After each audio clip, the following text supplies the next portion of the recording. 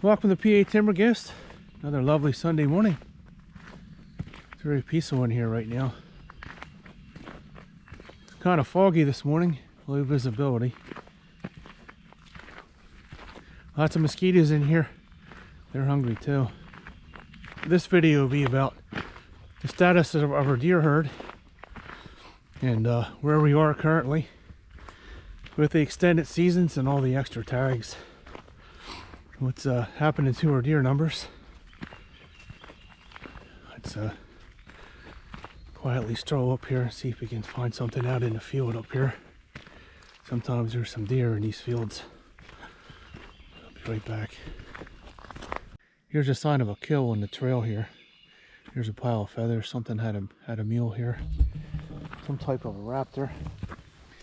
You can see all the feathers on the ground here. Something got picked off. Let's ease on out of this field here. Here's two deer right there. A doe and a fawn laying along the edge.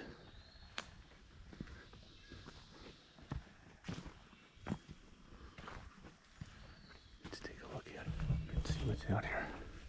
I don't see too much. Two deer.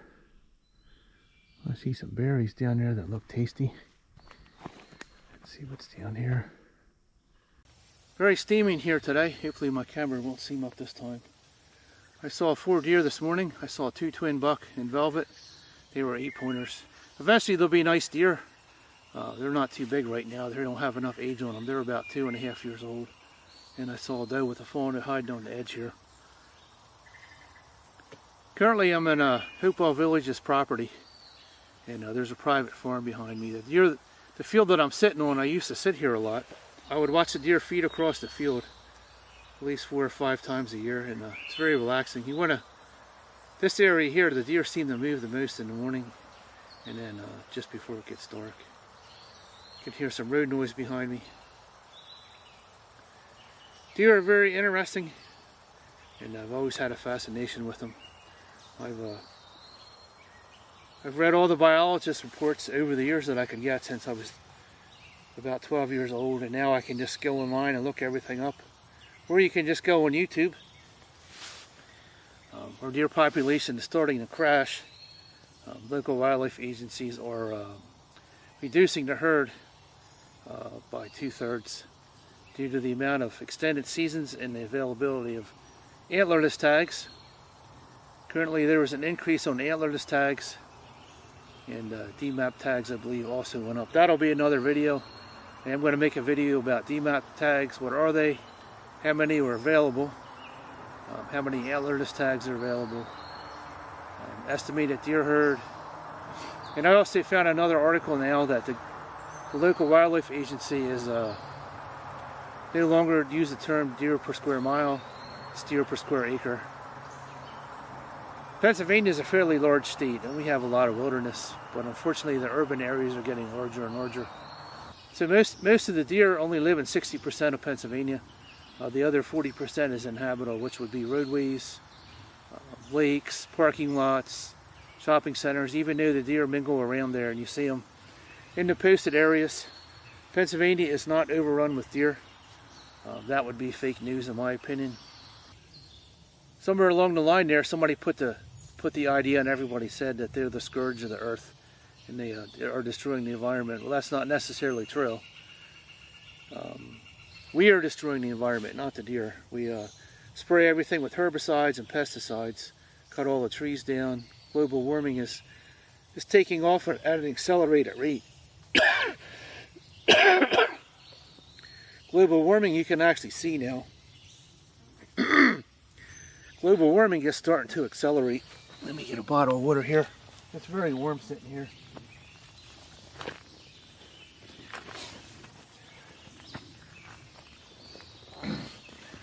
Our snowfall is almost non-existent now. And the growing season is not doing too good this year either.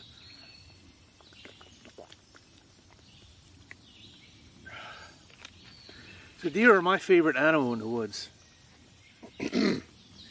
I no longer hunt small game. Due to the tick infestation and me contracting Lyme disease, that did a number on me for a few years. When I was growing up, we hunted a lot of the old homesteads, and they always had native birds in there, or wild birds, and you would see large flocks of them. Sometimes 20 going up in the air at the same time. Lots of fence rows with the old stone walls. Small game loves them. Squirrels, rabbits, and rabbits were one of my favorite small game animals to hunt. We had an abundance of them. Squirrels will be right there too. Even the squirrels are starting to fade away. There's pockets of squirrels you can find, but they're just not there at the volume that they were. How long have I been hunting? I started when I was 12. I recently turned 55. So I have over 3 decades of hunting experience, along with everything that I was taught along the way by my family members. And some of the older hunters that I ran into in the woods, which I love to talk to every year. If you're one of the older guys that I've run into over the years, stopped and talked, thanks for stopping and sharing the knowledge. I think hunting is going a different direction from where it was originally intended to be. And that also will be another video. I have a lot of videos, but it's just going to take time for me to put them up. One time the population crashed, and the local wildlife agency brought deer in from, I believe, Michigan and somewhere down south and let them go. Trap and transfer until the deer population came up. And then we had no doe season for a while. And then once the population started to rebound, they added a doe season to it. All you could hunt was buck. It used to be 1 deer per year. Then we got to 1 buck and 1 doe if you had the antlerless tags. The seasons have tripled from where they used to be. I'm not sure how many weeks there are now. Every year there seems to be a new season for something.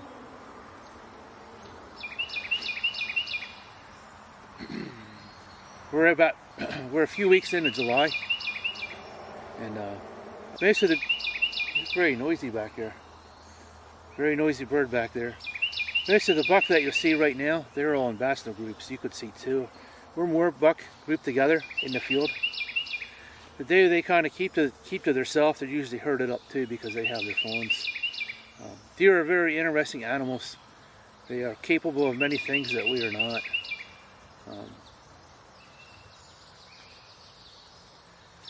Bachelor groups will start to break up sometime in October during the pre-rut, and they'll start to look for new territory.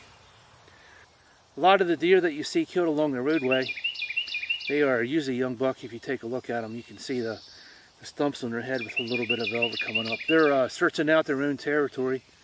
Buck all have their own territory. The only time they go outside of their own areas are when their rut begins looking for females. Their urge to reproduce is very strong. They become stupid at the time. What's changing in our deer population? Our deer dynamics are starting to change. Before antler restrictions were enacted, we had a lot of small buck. Most of the harvested deer were 3 years and under, and very few were adult deer, 3 to 5 years old, with a full-grown rack. We had a lot of mature doe and also a lot of young doe. As the deer dynamics changed with the antler restrictions, most of the mature buck vanished. A lot of them are being shot off due to the extra 2 weeks in archery season that goes in November. They're being taken out at a very quick pace.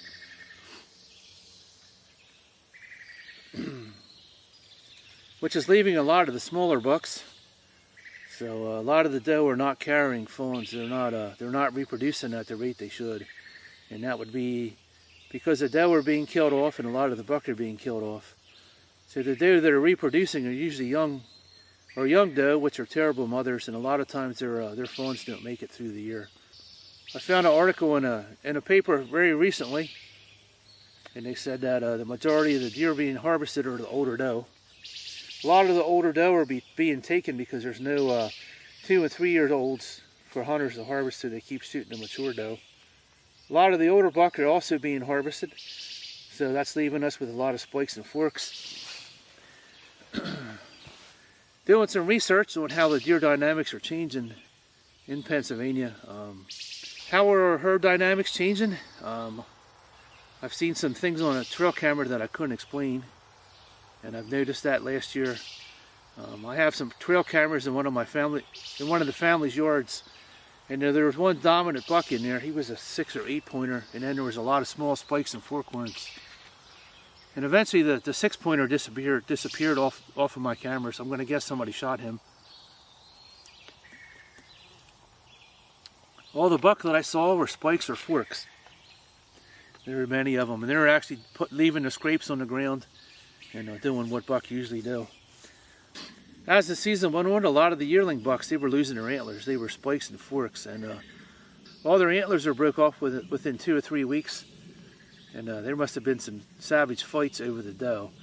And once your deer herd becomes imbalanced, and your doe ratio is actually very low compared to how many buck you have, so you have very few doe, and the adult mature buck are being taken out, so they're no longer in the picture of the breeding cycle. So the yearling buck are fighting the spikes and the forks, and they're actually snapping their antlers off, fighting over the few remaining doe. And currently that's where I think we are in Pennsylvania. Last year I did see a small buck, and both his antlers are broken. This one was about 4 inches long, and this one was about 2 inches long. And the deer that I saw was probably about 110 pounds. That would put him at about 2 to 2.5 years old. And unfortunately, if his antlers weren't snapped off, I could have shot him. He was making a scrape while I was watching him. And I did see another small doe later on in the morning after the buck left. He was walking back and forth, making a baaing sound, looking for its mother. That small doe went past me 4 or 5 times. It actually came up to me twice and sniffed me. It was a few inches away. I was tempted to pet it, but I didn't want to do that. So that was an interesting experience with all the antlers being broke off. And yes, our deer dynamics are changing. A lot of our deer are vanishing. The doe population is crashing. If you don't have a doe population, you don't have a deer herd.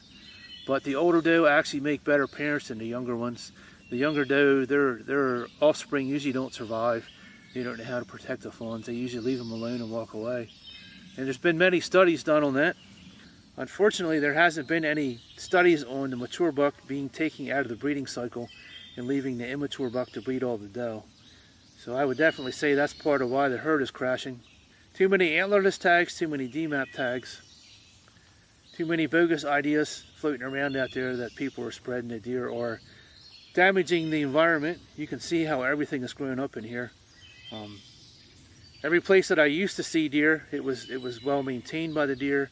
Now everything is becoming overgrown over top of my head, and I don't see any signs of a healthier forest whatsoever. Most of the trees and the briars are becoming impenetrable, and the light doesn't hit the ground. So there is no regeneration unless somebody comes along and cuts everything to the ground and lets it regrow. There's some thoughts on our deer numbers going down. CWD would be the #1 enemy of the deer herd. And if we continue at the rate that we're at, 80% of our deer herd will be gone due to excessive seasons and excessive tags. Deer are very tough animals. They can survive a lot of trauma to their body and a lot of diseases. I actually harvested a deer one time that had an expandable broadhead stuck in it, and it was like a ball of gristle. It was an expandable broadhead.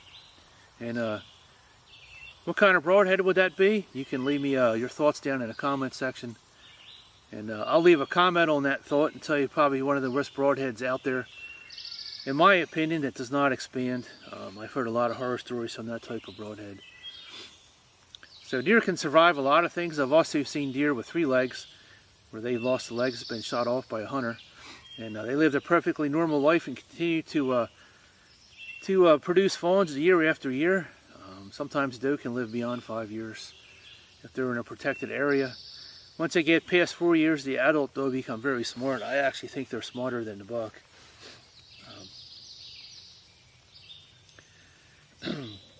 And sometimes when you wound a deer, and it'll go about 50 yards and their blood is already clotted up. And not all the deer that are shot die. Some of those do survive. They heal up to live another day and continue on their way. If you did that to a person, we would bleed out. Our blood does not clot up like a deer. And they also have a layer of fat under their hide. So if you use a small caliber rifle or a small broadhead, sometimes these tiny holes, it'll go through the deer and it'll just close up real quick. The deer will still die, but you won't have a blood trail because you didn't make a big enough hole.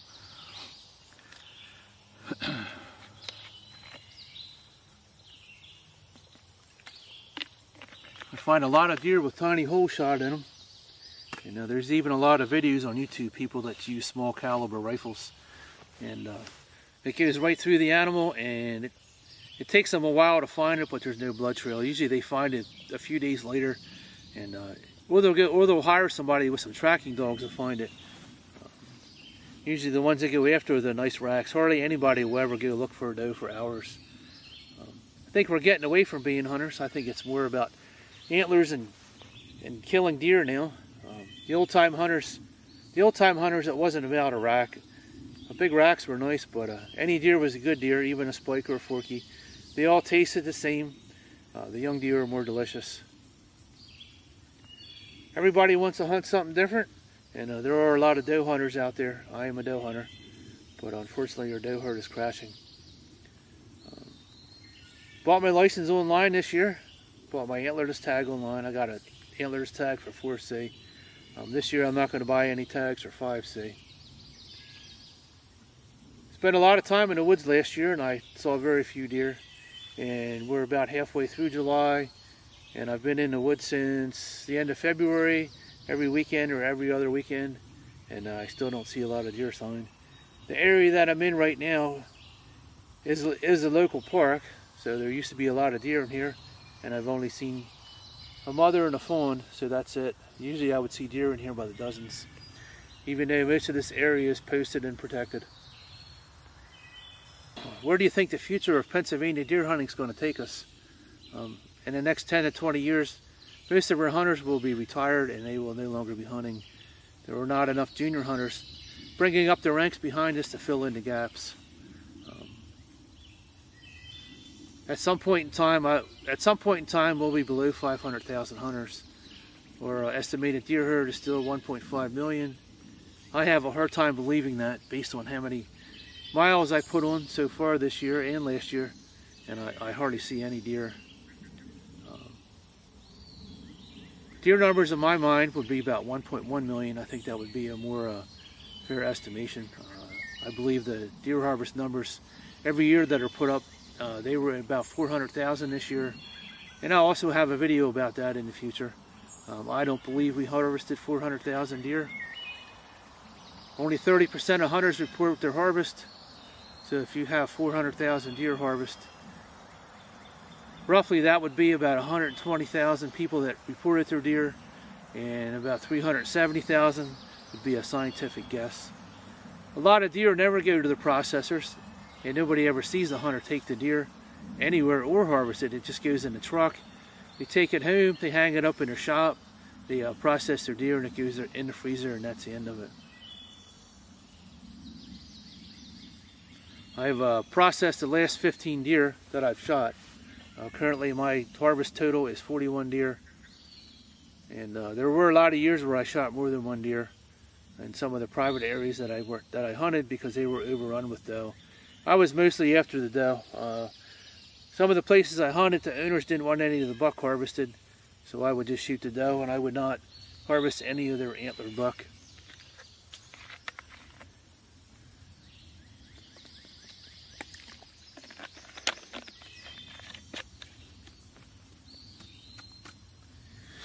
CWD is still an issue in Pennsylvania. Basically, we know where it came from, but we refuse to admit to it. The last article I found for CWD said that they were going to genetically modify the deer to put deer into the deer farms that were CWD resistant. CWD won't kill all the deer in Pennsylvania. It'll kill some of them. Some deer have a higher resistance than others as it creeps into the deer herd throughout the state. Mother Nature is very resilient, and when Chernobyl blew up, it killed a lot of people in the area from radioactive fallout. And eventually, as time went on, a lot of the wildlife around Chernobyl came back. Eventually, I think that'll happen to the whitetail population in the United States. I think the deer will overcome it naturally. But if you keep the numbers low, I just think you're prolonging the inevitable. EHDC is actually a disease from another continent too. I believe that came from South America. I'll have to look into how that got here. EHDC comes from a gnat, and what they do is they lay eggs in the deer's nose, and then they crawl up into the sinuses and turn the deer's insides into jelly, and then they hemorrhage to death. Some states they call it blue tongue. Some people call it a zombie disease, but actually it's not the zombie disease. Zombie disease is CWD, not EHDC. So if you're not a hunter, that's the difference between the two. Deer are very resilient, and I think they will survive CWD if we leave them alone. Killing them all off is not the answer. You just have to let them, Mother Nature, do her work, and she will overcome CWD. I do believe CWD is another man-made disease. It's not from the environment. Millions of dollars are spent every year trying to figure out how to combat the disease, and once you pinpoint the source and you admit to the source of the problem, then you can start to move ahead. That money that's being spent on research could be spent elsewhere, doing habitat improvements. There's some thoughts on my favorite animal, the white-tailed deer, the buck and the doe, and the deer numbers in Pennsylvania and where we're headed for the future. Thanks for watching PA Timber Goose. As always, hit that subscribe button, help my channel grow. Give this video a like, it helps the algorithm. And as always, we'll see you on our next video. Thanks for watching PA Timber Goose.